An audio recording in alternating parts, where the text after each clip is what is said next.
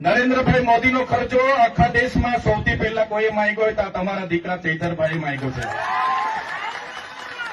ખળબળી મચી ગઈ એ લોકોમાં કે આ મોદીનો ખર્ચો કેમ માંગે છે.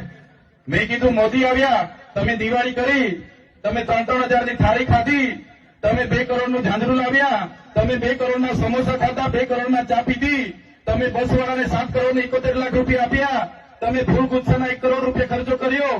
મેં કીધું પૈસા ક્યાંથી આવ્યા બતાવો મને.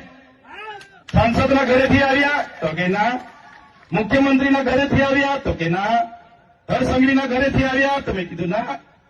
મેં કીધું પૈસા આવ્યા ક્યાંથી? એમણે કીધું આદિવાસી બજેટમાંથી અમે ખર્ચો પાડી દીધો છે.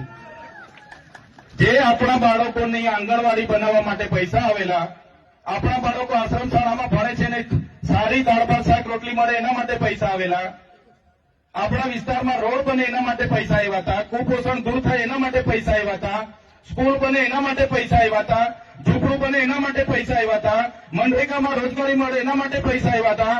એવા 100 કરોડ ઉપર રૂપિયા લોકોએ ધુમાડો કરી નાખ્યો. આ મોદી તો આપણને 100 કરોડમાં પડ્યો ડેરિયા પડાવીને.